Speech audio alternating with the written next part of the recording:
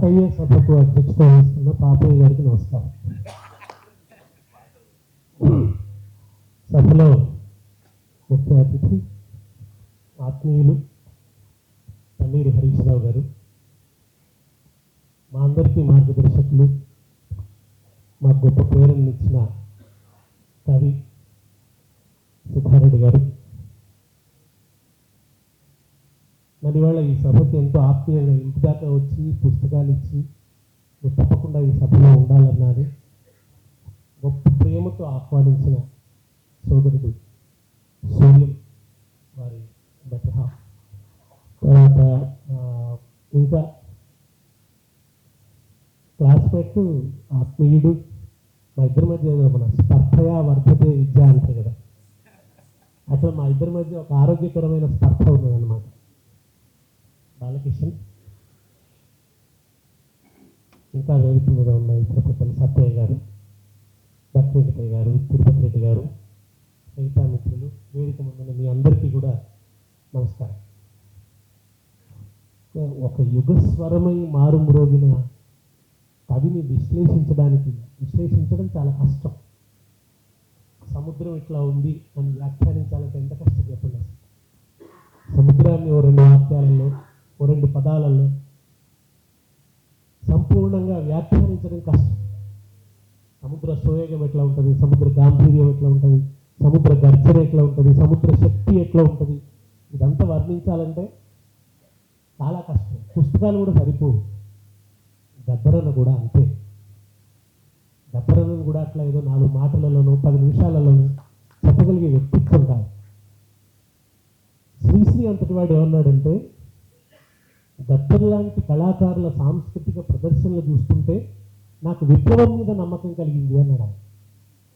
విప్లవం వస్తుంది అన్న నమ్మకం ఎప్పుడు కలిగిందట శ్రీశ్రీ కంటే?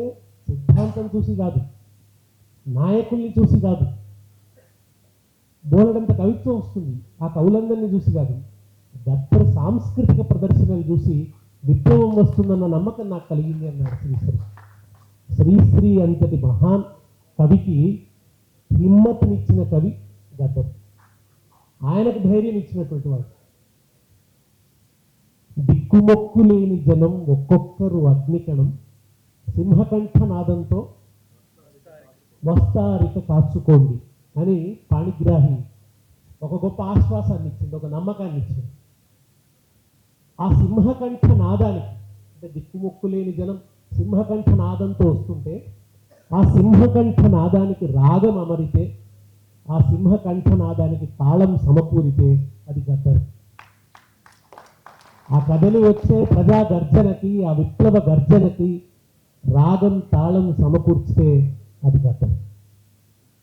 శేషారు ఒక మాట అన్నాడు, ప్రజల గుండెల కొండల్లో మాటు వేసి ట్రిగ్గర్ నొక్కగలిగిన వాడే ద్రష్ట. ప్రజల్ని సాయుధం చేస్తున్న రివల్యూషనరీ నేటి కవి అన్నాడు. ప్రజల్ని సాయుధం చేస్తున్న రివల్యూషనరీ నేటి కవి అన్నాడు. ఈ నిర్వచనానికి నిలువెత్తు నిదర్శనం గద్దర్. శివసాగర్ ఇచ్చిన నిర్వచనానికి నిలువెత్తు నిదర్శనం గద్దర్. గద్దరన్న వేదికెక్కి పాట పాడుతుంటే నేను రెక్కల కష్టం చేసుకుంటోండి, నన్ను ఎవడు అడుగుతాడు, నా మాట ఎవడింటాడు, నాకేం శక్తి ఉన్నది ఈ భూమి మీద, నేను భూమి లేనోడిని, చెమట చిందిస్తే తప్ప కడుపు నిండనోడిని అని నిస్సహాయంగా కుమిలిపోతున్న ఒక రైతు కూలి గుండెల్లో కొండంత విశ్వాసాన్ని, ధైర్యాన్ని నింపగలిగిన పాట గద్దరన్న పాట. నువ్వు అనుకుంటే లోకాలు తిండి చేయగలవు, నువ్వు అనుకుంటే ఈ రాజ్యాన్ని వంచగలవు, నువ్వు అనుకుంటే నీ హక్కుల్ని సాధించుకోగలవు, నీలో ఒక అనంతమైన శక్తి ఉంది. ఏదో పరుసవేది అని ఒక లోహం ఉంటుందట, దాన్ని తాకితే ఏది తాకినా అది బంగారం అయిపోతుంది. కనుక ఒక సాధారణ మనిషి వచ్చి గద్దరన్నను తాకితే అడవిలో వెన్నెలమ్మ ఆకుల్ని ముద్దాడినట్టుగా ముద్దాడిన ఆ గద్దరన్న పాటను ముద్దాడితే ఒక మామూలు మనిషి మహావీరుడైపోతాడు. ఒక మామూలు మనిషిని మహావీరుని చేసి అనంత శక్తి సంపన్నమైన ఆయుధాన్ని ఆయన చేతిలో పెట్టగలిగినటువంటి మహాకవి గద్దర్. దుక్కులు దున్నిన చేతులు ఈ దుక్కులు మా వంచున్నవి, కోతలు గోసిన చేతులు, ఈ పంటలు మా వంటున్నవి అని గద్దర్ అంటుంటే భూస్వామ్యం గుండెలు దద్దరిల్లిపోయాయి. పెట్టుబడిదారి వ్యవస్థ పునాదులలో భూకంపం వచ్చింది. ఏదో మన భూకంపం పుట్టిస్తానని శ్రీశ్రీ అన్నాడు, కానీ నిజంగానే ఒక భూకంపాన్ని సృష్టించిన వాడు గద్దరు. తెలంగాణ గ్రామాలలో భూకంపాన్ని సృష్టించాడు గద్దరు. ఈ శతాబ్దం నాది అని శ్రీశ్రీ అన్నాడు. బహుశా అది మధ్యతరగతి వచన కవిత్వం మీద అంతటి ముద్ర శ్రీశ్రీ వేసి ఉండవచ్చు. కానీ కోటాను కోట్ల సమూహమై తరలి వచ్చినటువంటి శ్రామికులు, కార్మికులు, కర్షకులు, రైతు కూలీలు, ఇటువంటి జన సమూహాన్ని అద్భుతంగా ప్రభావితం చేసిన వాడు, చెరగిపోని ముద్ర వేసినాడు. కాలం కూడా కనీ విని ఎరుగనటువంటి కవి అయి వెలిగినటువంటి వాడు గద్దరన్న. నిజంగా ఈ శతాబ్దం సాధారణ ప్రజల కోణంలోంచి చూసినప్పుడు, శ్రమజీవుల కోణంలోంచి చూసినప్పుడు ఈ శతాబ్దం గద్దరన్నది అని అనిపిస్తుంది నాకైతే. అంతటి అద్భుతమైన ముద్రను ఆయన వేసినాడు. ఒక పక్క సినిమా స్టార్లు ఉండొచ్చు, లెజెండరీ నటులు ఉండొచ్చు, అదొక కళా ప్రపంచం అయితే, మరొక వైపు ఒక యుద్ధ నక్షత్రమై నిలబడ్డవాడు గద్దర్. ఒక ప్రత్యామ్నాయ సంస్కృతికి, ప్రత్యామ్నాయ ప్రపంచానికి ఒక తెరచాపై, వేగుచుక్కై, దిక్సూచి అయి, యుద్ధ నక్షత్రమై చరిత్రలో నిలిచిపోయినటువంటి వాడు గద్దర్ అన్న. ఆయన మార్గం అనితర సాధ్యం, నా మార్గం అనితర సాధ్యం అని శ్రీశ్రీ అన్నాడు. కానీ గద్దర్ అన్న మార్గం నిజంగా అనితర సాధ్యం, అజరామరమైనటువంటి మార్గం ఆయన మార్గం. ఒక సిద్ధాంతాన్ని పాట కట్టవచ్చు. అది ఎటువంటి పాట? ఒక మార్క్స్ సిద్ధాంతాన్ని, ఒక శ్రమదోపిడిని, ఒక అదనపు విలువ సిద్ధాంతాన్ని పాట కట్టి ఒక రైతు కూలీలకు చెప్పవచ్చు. భారతదేశ చరిత్ర ఏమిటి, భారతదేశ ఆర్థిక వనరులు ఏమిటి, అవి ఎవరి చేతుల్లో ఉన్నాయి, దీన్ని ఎంత సరళంగా పాట కట్టిండు గద్దర్ అసలు. అది ఇవాళకి కూడా ఇన్ని రోజులు అయిన తర్వాత, ఇంతకాలం గడిచిన తర్వాత, ఇన్ని దశాబ్దాలు గడిచిన తర్వాత కూడా ఆ ప్రశ్న ఇప్పటికీ రిలవెంట్ అయ్యి ప్రశ్నిస్తూ ఉన్నది, ఈ వ్యవస్థను ప్రశ్నిస్తున్నది.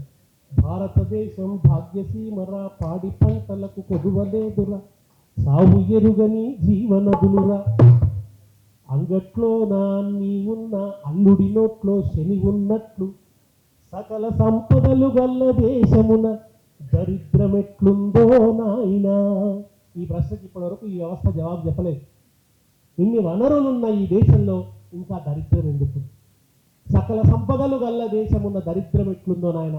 కొండపల్లి సీతారామయ్య గారి ఉపన్యాసం అంతా ఒక పాఠం చేయగలిగాడు గద్దర్.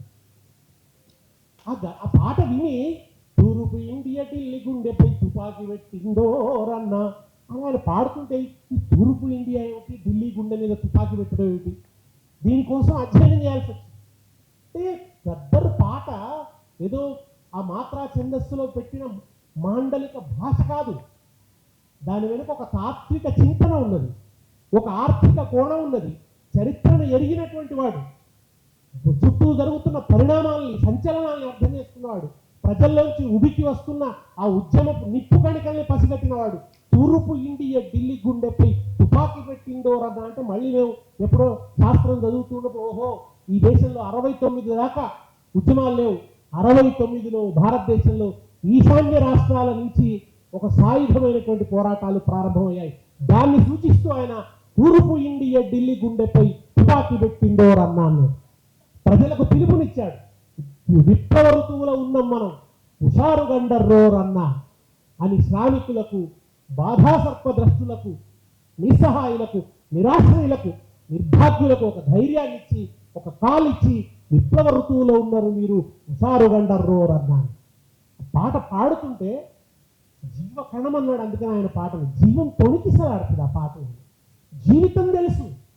పాట రాయాలంటే శాస్త్రం తెలిస్తే కూడా సరిపోదు, శాస్త్రం ఒక్కటి తెలిస్తే సరిపోదు, జీవితం తెలవాలి. ఎండిన పేగును ఏళ్ళాడగట్టి ఎక్కర ఎక్కువ కంబం ఎక్కువ అన్నాడు. ఎక్కర ఎక్కువ వైలేస్తా కంబం ఎక్కువ వైలేస్తా అని ఎండిన పేగును ఏళ్ళాడగట్టి అట. ఆ పట్టణ కట్టుకొని ఎక్కుతారు కదా, ఎండిన పేగును, నీ కడుపులో ఎండిపోయిన పేగును కట్టి స్తంభం ఎక్కువ అన్నాడు. ఏం ఎక్స్ప్రెషన్ అది? అంటే వాళ్ళ నొప్పి, వాళ్ళ బాధ, వాళ్ళ దుఃఖం, వాళ్ళ ఆవేదన, వాళ్ళు కోల్పోయిన వాళ్ళ ఆకలి, ఇవన్నీ తెలిస్తే తప్ప ఈ మాట అనగలడా? ఆ మనుషుల మధ్యకు పోయి జీవించింది గద్దర్. ఒక గ్యాంగోళం అండి మేము బాబు పాట రాయడానికి పోయి గ్యాంగోల మధ్య జీవించాడు ఆయన. రైతు కూలీల మధ్య బతికాడు ఆయన. కనుకనే ఆ జీవితాన్ని అచ్చగా తీసుకొచ్చి అక్కడ వంపినాడు వాళ్ళ భాషలో. ఆ గద్దరన్న పాటలో గ్రామీణుల హాస్యం ఉంటుంది, గ్రామీణుల వ్యంగ్యం ఉంటుంది, ఎక్కడ మధ్యతరగతి వాసననే ఉండదు. ఆయన మధ్యతరగతి మానవుడిలాగా మర్యాదలతో మప్పితాలతో మాట్లాడడం గద్దరన్నకు రాదు. ఒక గ్రామీణుడు మాట్లాడినట్టు కుండ బద్దలు కొట్టినట్టే ఉంటుంది అన్నమాట పాట. కానీ ఎండిన పేగును ఏళ్ళాడగట్టి పట్టర పట్టు హైలేసు ఉడుం పట్టు హైలేసు పట్టర పట్టు ఉడుం పట్టు హైలేసో ఓ ఆరి పట్టకపోతే పొట్టకు లేదురా హైలేసో. నువ్వు ఆ ఉడుం పట్టు పట్టకపోతే కమ్మం ఎక్కకుంటే పొట్టకు లేదురా, పట్టకపోతే పొట్టకు లేదురా హైలేసో. కార్మికుల కవిత్వం, కార్మికుల బాధలు గాథలు అద్భుతంగా పాటల్లో తీసుకొచ్చాడు, అక్షరీకరించాడు, ఒక ఉరవడి దిద్దినాడు. ఇవాళ ఎవరు పాట రాయాలన్నా, కార్మికుల మీద రాయాలంటే, రైతు కూలీల మీద రాయాలంటే, ఒక ఉద్యమం కోసం రాయాలంటే రెఫరెన్స్ ఎవరు? Gaddar is the reference. గద్దరే రెఫరెన్స్. నేను దుఃఖం పాట రాయాలి, ఎట్లా రాయాలి? గద్దరన్న కళ్ళ ముందటికి వస్తుంది. నేను వీరత్వం పాట రాయాలి, ఎట్లా రాయాలి? వందనమో వందనమమ్మ నా సెల్లేల స్వర్ణమ్మ, సేను సెలకల వందనమమ్మ, చెమట సుక్కల వందనమమ్మ అని అక్కడి నుంచి అని ఎట్లా మెరుపు మెరిపిస్తాడంటే, నీకు బంధుకుల వందనమే నా సెల్లే, ఒళ్ళు గగురు పడుస్తుంది బంధుకుల వందనం అనేసరికి. నీకు బక్క రైతుల వందనమే, బక్క రైతులే బంధుకులై నీకు వందనాలు చెల్లిస్తున్నారమ్మా స్వర్ణమ్మ అంటే. ఎట్లా అంటే మన వేమన పద్యంలో ఎట్లయితే ఆ చివరి పాదం ఒక మెరుపు మెరిపిస్తుంది. మనం మొదట ఏముంది, ఒక జీవిత సత్యం, రెండవది దానికి ఒక పోలిక, మూడో పాదానికి వచ్చేసరికి నాలుగో పాదం విశ్వదాభిరామ ఇంద్రనేమకే పోతుంది. మూడో పాదంలో వేమన ఒక అద్భుతమైన మెరుపు మెరిపిస్తాడు. గద్దర్ కూడా అంతే. ఆ పాటలో ఉండుండి ఉండుండి అక్కడికి వచ్చి ఓ మెరుపు మెరిపిస్తాడు. ఆ మెరుపుకు ఒక్కసారి మనం షాక్ అయిపోతాం అన్నమాట. అట్లా షాక్ అయిపోయేలాగా జీవితం నుంచి పట్టుకొచ్చినటువంటి ఒక సత్యాన్ని మన మీదకి అట్లా విసిరితే గగురు పొడుపుతో జలధరింపుతో ఆయన పాటలు విన్నాం, ఆయన ప్రదర్శన చూడడం ఒక అద్భుతమైన అనుభవం. ఇక్కడ హై స్కూల్ గ్రౌండ్లో ఆయన ఇస్తుంటే జీతముండి జిమ్మబాయనా అని ఆయన పాడుతుంటే, అయ్య చేసిన పుకిందికి దొరొల్లా జీతగాడా అని ఆయన పాడుతుంటే, ఆ ముందట కూర్చున్న ఆయన ఒక ఆయన కళ్ళపోయింటే విలాపాగ్నులు విషాదాశ్రులని శ్రీశ్రీ రాసిన ముఖం కనబడ్డది నాకు. ఆ విలాపాగ్నులు విషాదాశ్రులు ప్రజల ముఖాలలో కనబడ్డాయి. ఆబాల గోపాలం పాట విని మురిసిపోవడమే, ఆయన ప్రదర్శన విని మురిసిపోవడం. చిన్నపిల్లల దగ్గర నుంచి అట్లా ముగ్ధులై ఉండిపోతారు. చిన్నపిల్లలు కూడా నవ్విస్తుంటాడు పాటల మధ్య. ఇక గంభీరమైనటువంటి కవియో లేకుంటే తాత్వికుడో ఉంటే అతను ఆ పాటకు పరవశించిపోతుంటాడు. ఓ కవి ఉంటే దాంట్లో ఉన్న పోలికలకి ఉపమానాలకి అలంకారాలకి మురిసిపోతుంటాడు. ఒకరు మామూలు రైతు కూలి ఉంటే తన జీవితం అందులో కణకణ మండుతుంటే కనబడుతుంటే గుండె కదిలిపోయి దుఃఖిస్తుంటాడు, పిడికిడి బిగిస్తుంటాడు. ఇన్ని అనుభవాల్ని ఏకకాలంలో కలిగించగలిగిన మహత్తర కళాకారుడు గద్దర్. ప్రజా కళాకారుడు వేషం ఎట్లా ఉండాలి, భాష ఎట్లా ఉండాలి, రాగం ఎట్లా ఉండాలి, ఎన్నింటిగా ఒరవడి దిద్దాడు. అద్భుతమైన క్రియేటివ్ ఆయన, గొప్ప సృజనాత్మకత కలిగినటువంటి వాడు ఆయన. అసలు నిజానికి ఈ తెలుగు నేల మీద వచ్చిన అన్ని ఉద్యమాలకి ఆయనే పాట అయ్యాడు. ఏ ఉద్యమంలోకి గద్దర్ పాట ప్రవహించకుండా లేదు. సరే, విప్లవోద్యమం సంగతి చెప్పనక్కర్లేదు. ఆయన పాటలు విప్లవోద్యమ పతాకలై రెపరెపలాడినాయి. ఆ పాట రాని గొంతొకటి తెలంగాణ గ్రామాల్లో ఉండదు. పోతన పద్యం రాని తెలుగువాడు ఉండడు అంటారు. నాకైతే గద్దరన్న పాట రాని తెలంగాణ వాడు ఉండడు అనిపిస్తుంది. గద్దరన్న పాట రాని తెలంగాణ వాడు ఉండడేమో అనిపిస్తుంది. భారతదేశ సాహిత్యం మీదనే అద్భుతమైన ముద్ర వేశారు. ప్రపంచ సాహిత్యంలోనే ఇటువంటి కవి అరుదైన వాడు. ఇట్లాంటి కవి ఒకడు ప్రపంచంలో కూడా ఉండడో లేడో నాకైతే డౌటే. అంత ఒక అద్భుతమైన కవిని కాలం కడుపుతో ఉండి కవిని కన్నది అని శివసాగర్ అన్నట్టు అట్లా ఒక యుగం కడుపుతో ఉండి గద్దర్లో కన్నది ఒక విప్లవ పాటను సృష్టించడానికి అనిపిస్తుంది. అట్లా ప్రజల పరం చేశాడు ఆయన. ఓ విప్లవ పాటను అట్లా దళితోద్యమం వస్తే దళిత పులులమ్మ కారంచెడు భూస్వాములతోటి కలబడి నిలబడి పోరు చేసిన దళిత పులులమ్మ అని గుండెల్లో ధైర్యం నింపాడు. అందులో ఒక్కొక్క వీరుడి గురించి వర్ణిస్తూ వస్తాడు. ఆ కారంజల్లో ఉన్న ఒక్కొక్క వీరుడి గురించి, వాళ్ళు చేసిన యుద్ధ నైపుణ్యం గురించి, వాళ్ళ యుద్ధ కౌశలం గురించి బ్రహ్మాండంగా వర్ణిస్తూ వస్తుంటే మనకు ఎక్కడ లేని ఆవేశం వస్తుంది, ధైర్యం వస్తుంది అనమాట. ఎందుకంటే నేను ఇంతకుముందు చెప్పినట్టు ఒక నిస్సహాయుడు కూడా చెలరేగిపోతుంది అనమాట. నిప్పు కణికై ఆకాశానికి ఎగిరిపోయేలాగా కవిత్వాన్ని ఒక మందుగుండు దట్టించిన తుపాకీలాగా పేల్చడం, మరఫిరంగిలాగా పేల్చడం గద్దర్కు వచ్చినటువంటి ఒక అద్భుతమైనటువంటి విద్య. అది మాత్రమే కాదు, ఆ దళితోద్యమ ప్రేరణతో ఆయన ఎంత అద్భుతాలు చేసిందంటే, మనం నిర్లక్ష్యంగా చూసే, అసహ్యంగా చూసే వస్తువుల్లోంచి అద్భుతమైన మానవీయత చేశారు. పాయఖాన మీద పాట రాయిస్తారు ఎవరని అనుకుంటారా? పాయఖాన మీద అందమైన బంగులాలో ఉన్నదొక్క సుందరాంగిత, దాని పేరే పాయఖానము. అందమైన బంగులాల ఉన్నదొక్క సందమామ, దాని పేరే పాయకానమ్మో మాయమ్మల.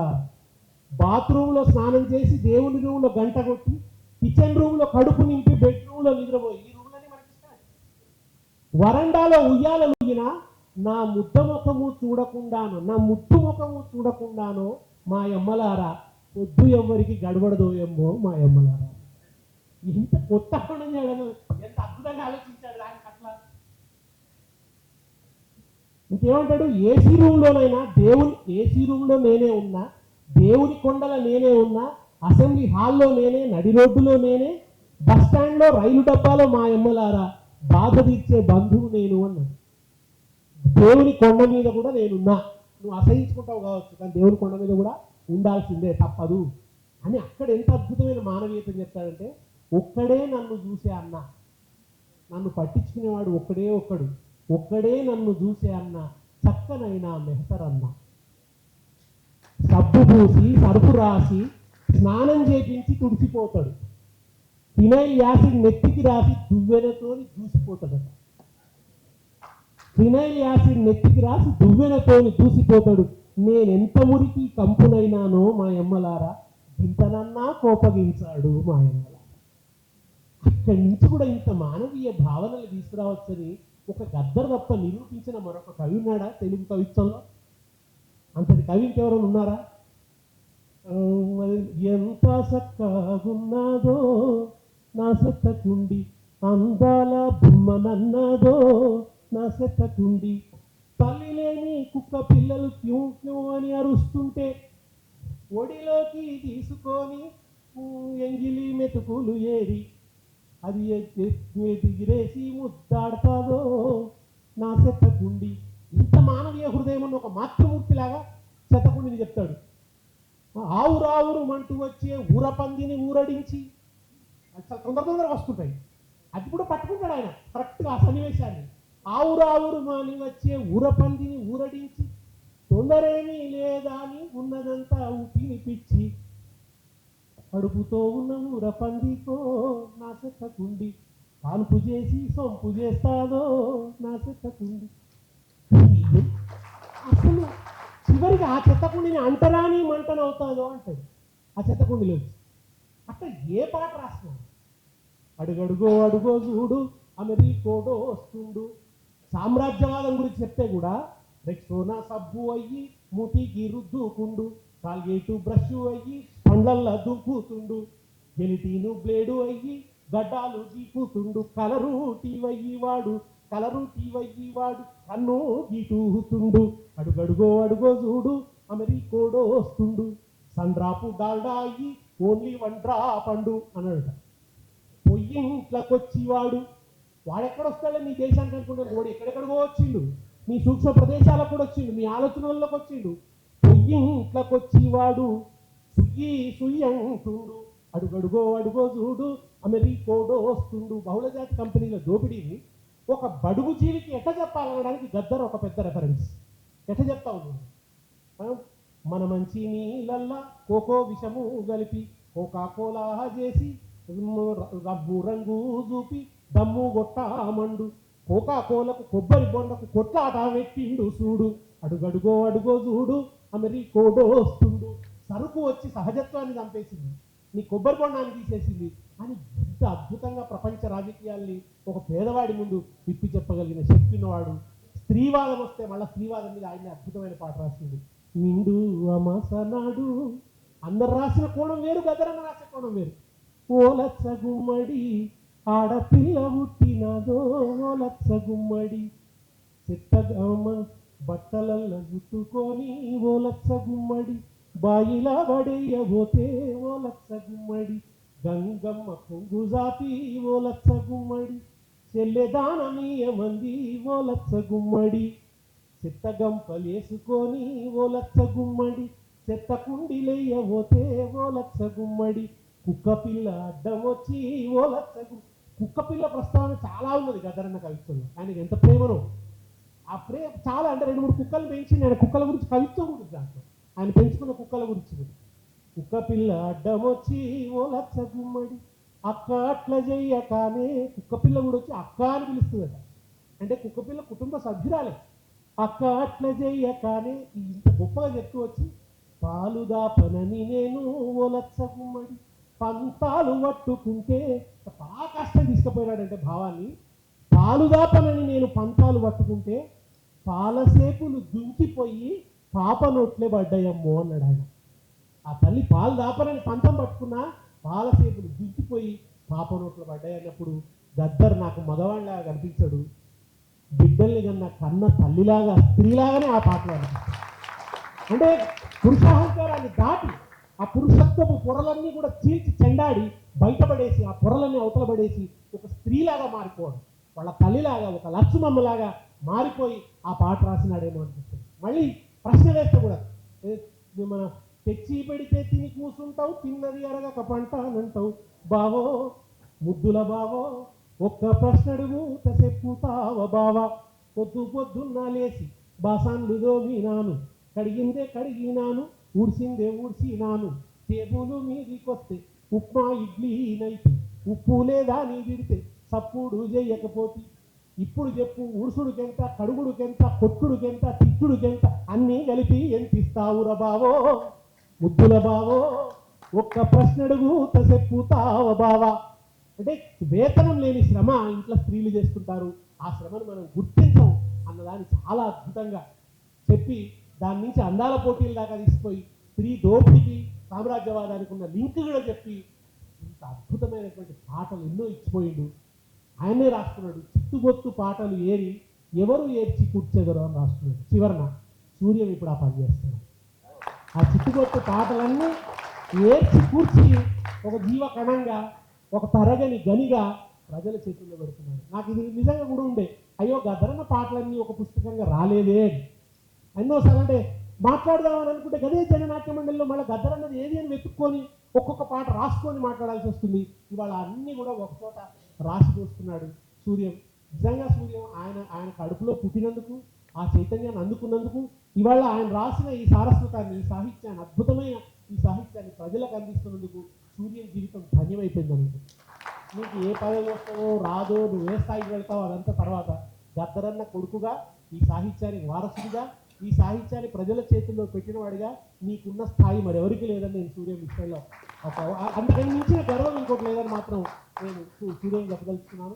ఇవాళ ఇంత మంచి సభలో అది సిద్దిపేటలో పెట్టి మా అలాంటి వాళ్ళందరినీ కూడా ఇన్వాల్వ్ చేసి గద్దరన్నను ఒకసారి అట్లా హృదయపూర్వకంగా మననం చేసుకునే అవకాశం ఇచ్చినందుకు ఆయననే అన్నట్టు జమ్మియాకై మనలో కలిసిపోతాడు. ఆయన ఎప్పుడు పాలపిట్టై గద్దరన్న వస్తూనే ఉంటాడు. ప్రతి దసరాకు మనం చూసే పాలపిట్ట ఏదో కానీ అది గద్దరన్న.